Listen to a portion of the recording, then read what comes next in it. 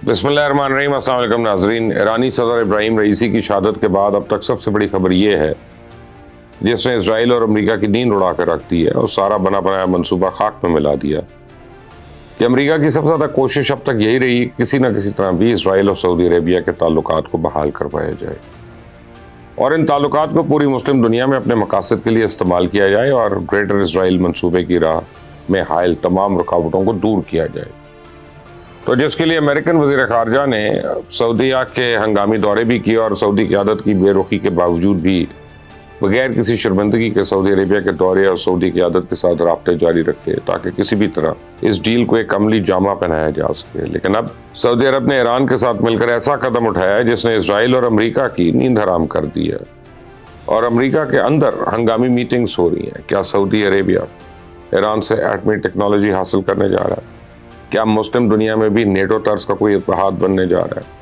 Saudi शहजादा मोहम्मद बिन सलमान के आखिर Iran के दौरे का मकसद क्या है? इसराइल और अमेरिका के इस दौरे से इतनी परेशानी क्यों है? और ये तमाम बातें इस वीडियो में तफसील से आपको बताऊंगा। लेकिन आपने अगर अभी तक इस चैनल को सब्सक्राइब नहीं किया तो प्लीज कर लीजिएगा, बेल आइकॉन को प्रेस करना मत भूलिएगा ताकि हमारे आने वाली हर वीडियो आप तक पहुंच सके। सबसे पहले बात करते हैं शहीद होने वाले ईरानी सदर इब्राहिम रईसी के मिशन की, जिसमें बहुत हद तक कामयाब रहे। तमाम तक खतरात को पसे पुश डालते हुए पूरी दुनिया के हंगामी दौरे कर रहे थे और ईरानी मफादात को वुसअत दे रहे थे। और इब्राहिम रईसी के सदर बनने के बाद ईरान की पॉलिसी में थोड़ी बहुत तब्दीली भी आई थी, ख़ास तौर पे वो मुसलमान ममालिक के हवाले से कि जिन मुसलमान ममालिक के साथ ईरान का इख्तलाफ था। और इसके साथ भी ईरान की पॉलिसी में नरमी आई और अब उन मुस्लिम ममालिक के साथ ताल्लुकात को फ़रोग़ देने का सिलसिला भी शुरू हो चुका था। तो जैसा कि हमने देखा कि ईरानी प्रेसिडेंट आखिरी दौरा अज़रबैजान का किया, जहाँ वो बरादर इस्लामी ममालिक के अंदर डैम का इफ्तिताह करने गए हुए थे। तो इससे पहले उन्होंने भारत के साथ चाबहार का 10 साला मुआहदा करके पूरी दुनिया को हैरत ज़दा कर दिया। आगे जो उस मनसूबे से पाकिस्तान और चाइना के दरमियान बनने वाला सी पैक और गवादर जैसे बड़े मनसूबे मुतासर तो हो सकते हैं, लेकिन ईरान इस मनसूबे से बहुत सा सरमाया इकट्ठा कर सकता है और अरबों डॉलर हासिल करेगा। तो भारत और ईरान का यह मुआहदा अमेरिका को पसंद न आया तो अमेरिका ने दोनों ममालिक को पाबंदियों की धमकी दे दी। ईरान तो पहले पिछले कई साल से, कई दहाइयों से अमेरिकी पाबंदियों से नबर्द आजमा है और वो अमेरिकी पाबंदियों को खातिर ख्वाब में नहीं लाता। अक़वाम मुत्तहिदा में रशिया और चाइना का वीटो पावर भी ईरान का अच्छा खासा एक मददगार है। तो जबकि भारत की तरफ से भी अमेरिकी पाबंदियों की धमकी को खातिर में नहीं लाया गया और भारत ने इस मंसूबे को पाया तकमील तक पहुँचाने का एक आज़म का इजहार कर दिया।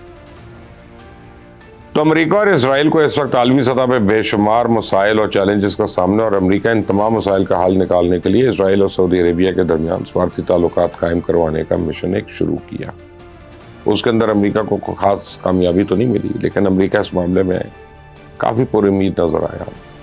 अमेरिका सऊदी अरेबिया को मुसलसल मशरिक़ वस्ता की मौजूदा सूरत हाल का खौफ दिलाकर सिक्योरिटी दफाई मुआहदे के लिए मजबूर करता रहा, लेकिन सऊदी क़यादत ने इस मामले पर अमरीकी दबाव को यकसर नज़रअंदाज किए रखा और मशरिक़ वस्ता के अंदर अमरीकी फौजी अड्डों की मौजूदगी और असले की फ़रोग़ का वाहिद जवाज़ इन मुसलमान ममालिक को ईरान और ईरान नवाज मुसल्लह तंजीमों के ख़तरात का प्रचार था।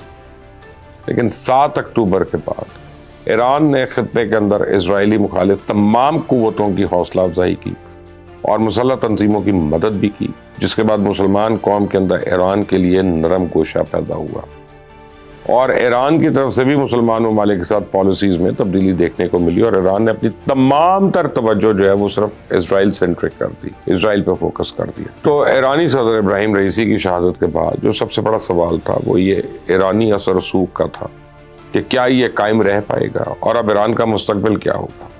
लेकिन जिस तरह ईरानी सदर के जनाजे और आखिरी रसूमात पे ईरान के इत्तेहादी और दोस्त ममालिक ने इजहार यकजहती किया, उससे तो मालूम होता है कि ईरान शायद पहले से ज़्यादा ताकतवर होकर सामने आएगा। तो अफगान हुकूमत के आला वफ्द हमास, हिजबुल्लाह और यमनी क़यादत के एक साथ ईरान में मौजूदगी ने ईरान के दुश्मनों की उम्मीदों पर पानी फेर दिया। रहती सहती कसर अब सऊदी शहजादे मोहम्मद बिन सलमान ने पूरी कर दी। मोहम्मद बिन सलमान की जानिब से गुज़िश्ता रोज़ ईरानी सदर की वफ़ात पे अफसोस के हवाले से मौजूदा निगरान सदर मुखबर साहब को फ़ोन किया और ईरानी सदर की वफ़ात पे इज़हार ताज़ियत किया, जिस पर ईरानी सदर ने दुख की इस घड़ी में सऊदी क़यादत की सब मिलने वाली मोहब्बत पे शुक्रिया अदा किया और शहजादा मोहम्मद बिन सलमान को दौरा ईरान की दावत दी, जिसको सऊदी शहजादे ने कबूल कर लिया।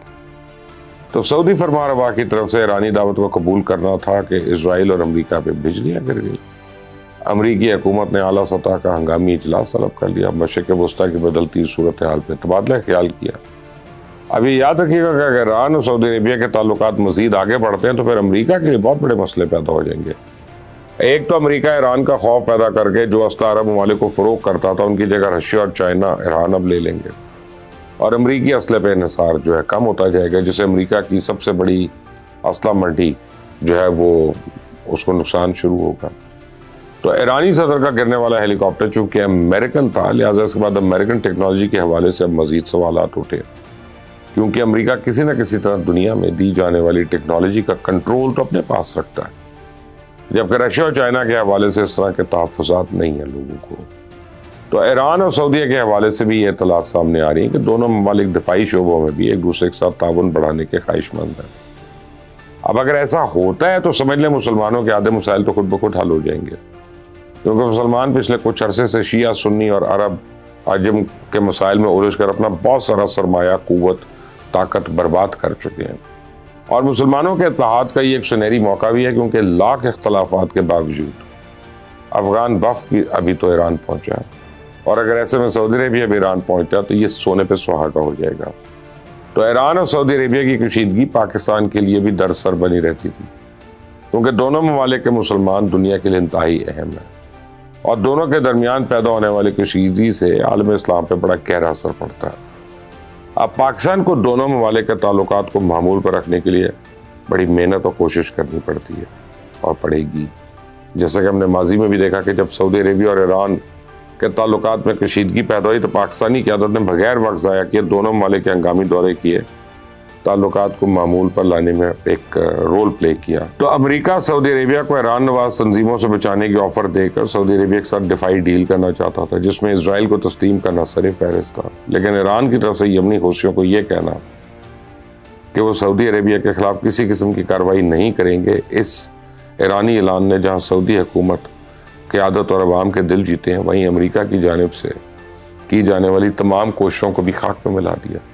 क्योंकि अगर सऊदी अरेबिया के ईरान और मशरिक़ वस्ता में मौजूद ईरान नवाज ताकतों के साथ ताल्लुकात बेहतर होते हैं तो फिर सऊदी अरेबिया, अमरीका और इसराइल के दरमियान किसी भी किस्म की डील के इम्कानात ख़त्म हो जाते हैं।